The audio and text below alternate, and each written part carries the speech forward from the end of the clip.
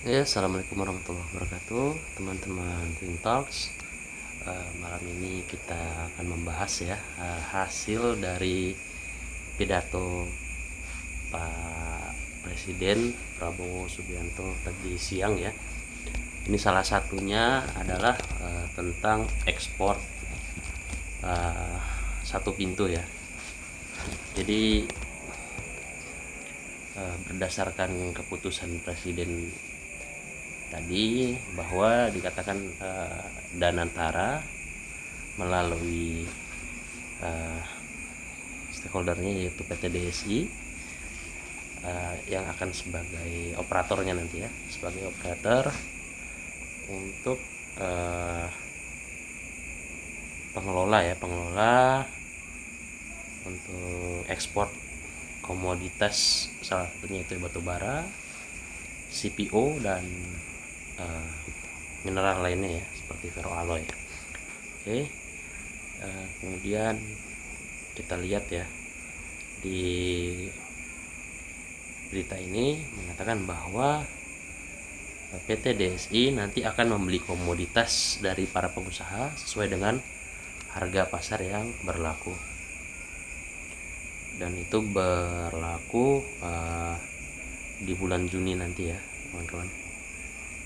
Kemudian seperti yang kita tahu, mungkin sedikit yang ingin saya komentari terkait berita ini ya. Oke, ini ya, terkait kita ya, seperti yang kita tahu lah ya, BUMN sebagai regulator atau sebagai operator pun kadang suka bermasalah seperti itu ya dengan para kontraktor ataupun vendornya ya. Ya, saya harap dengan adanya peraturan ini justru akan mempermudah para pengusaha, khususnya eksportir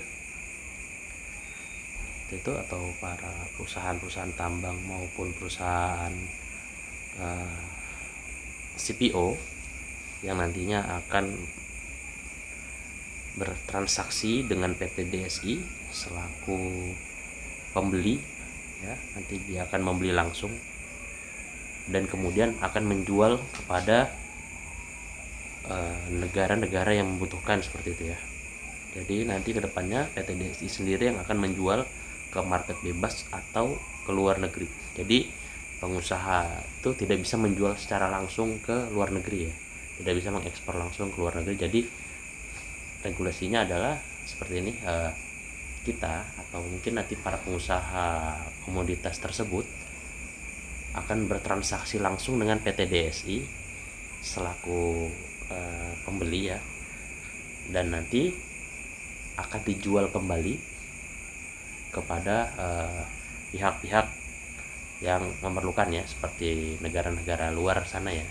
Dan yang akan menerima pendapatan dolarnya adalah negara si PT DSI tadi. Melalui PT DSI tadi akan disetorkan ke Danantara dan nanti akan diatur ya untuk pengelolaan mata uangnya ya, karena tergantung nanti kebutuhan mata uang tersebut. Jadi tidak harus dolar ya. Kemudian nanti apabila kita bertukar atau bertransaksi dengan Cina akan menggunakan mata uang Cina juga, seperti itu. Kemudian nanti juga kita bisa jadi akan muncul masalah-masalah ya. Kita akan melihat berbagai macam masalah yang muncul dari regulasi yang akan kita hadapi ini, akan dihadapi oleh para pengusaha khususnya ya, yaitu adalah terkait masalah pembayaran ya, pembayaran. Seperti yang kita tahu, BUMN itu sangat susah sekali ya untuk masalah invoicing ya. Seperti yang kita tahu ya, kebetulan saya juga pernah bermain di BUMN dan saya tahu sendiri bahwa BUMN itu sangat susah untuk mengeluarkan uang ya, seperti itu ya. Saya harap itu tidak terjadi di PT DSI ini ya teman-teman. Mengapa? Karena walaupun nanti kita mendapatkan harga yang bagus dari PT DSI, yang kami takutkan adalah invoice-nya tertunda atau terlambat pembayarannya, seperti itu. Maka akan menghambat juga masalah pendapatan perusahaan atau laba perusahaan ya, menghambat ya. Dan nantinya justru akan menjadi kendala baru ya di dunia ekspor ya, khususnya terhadap pengusaha-pengusaha ekspor nanti, dengan catatan terlambat pembayaran atau invoicing ya. Itu yang pertama. Yang kedua adalah saya ingin menanggapi juga terkait respon market ya, khususnya pada saat tadi, pada saat Pak Presiden Prabowo berpidato ya.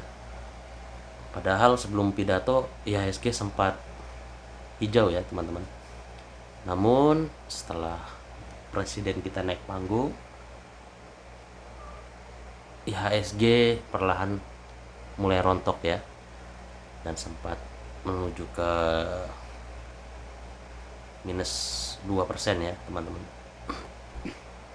Saya yakin itu kepanikan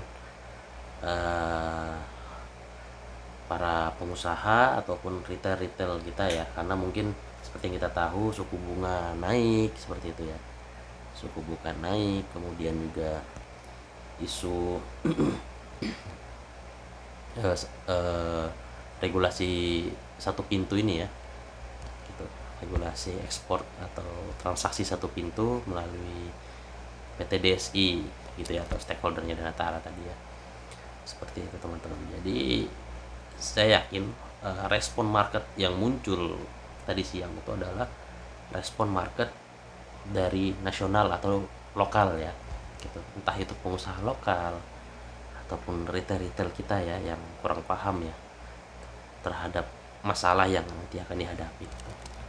Tapi ternyata secara Brock summary kita hari ini yang kita lihat saat ini ya teman-teman, ternyata justru berbalik teman-teman.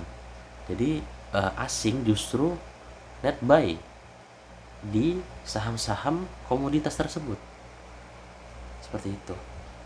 Net buy mereka, contoh seperti Bumi sahamnya turun, kita lihat Bumi turun 6%, tapi asing net buy 223 billion, seperti itu ya.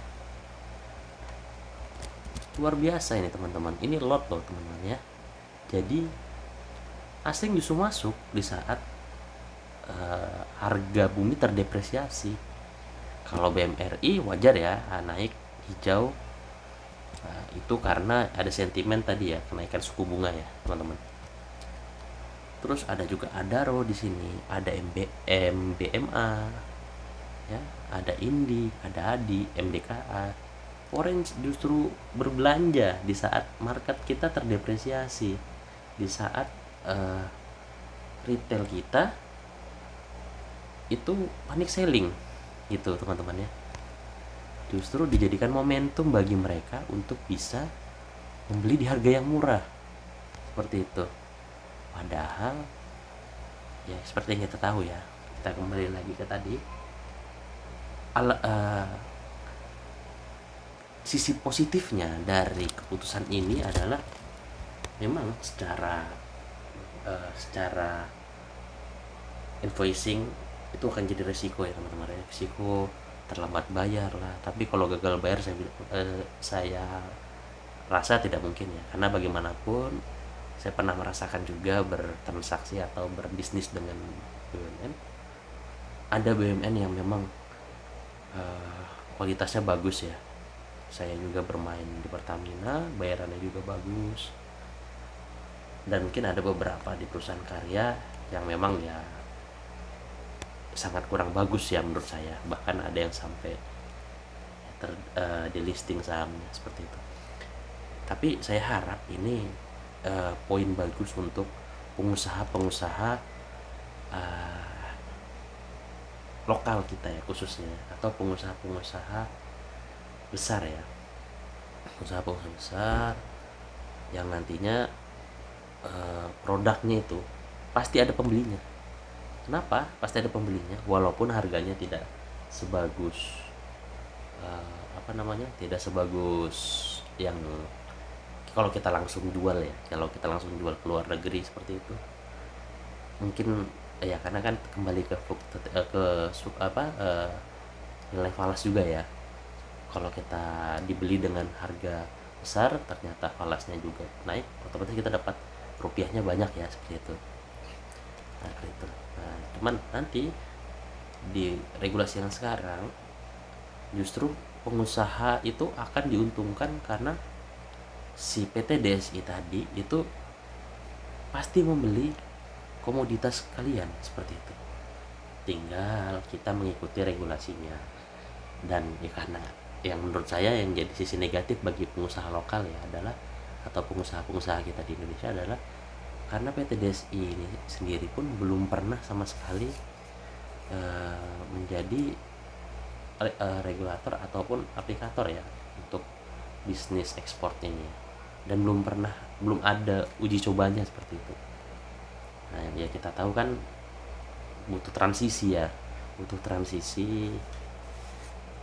untuk bisa menjalankan regulasi yang dibuat seperti ini, dan ini pun terjadi mendadak sekali seperti itu. Harusnya butuh trial dan error dulu supaya nanti tidak terjadi kesalahan ya dalam menjalankannya seperti itu.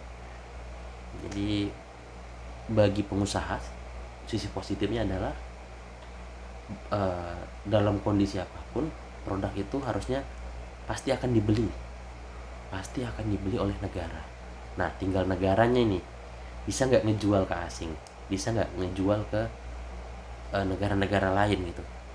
Dan PT DSI ini pasti akan mendapatkan selisih harganya seperti itu ya teman-teman. Ya ibarat kalau kita main bisnis kampungnya,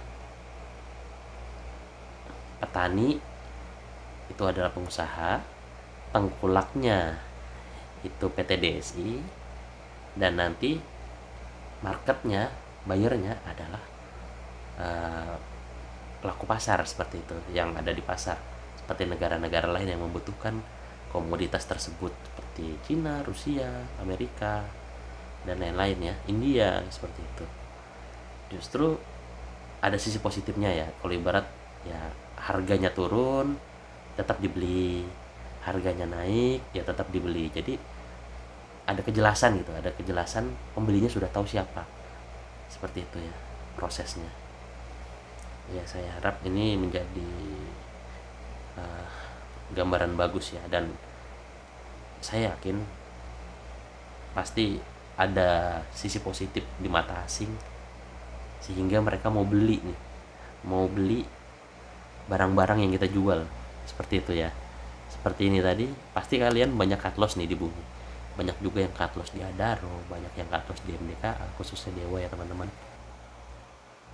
Oke, jadi seperti itu ya teman-teman ya.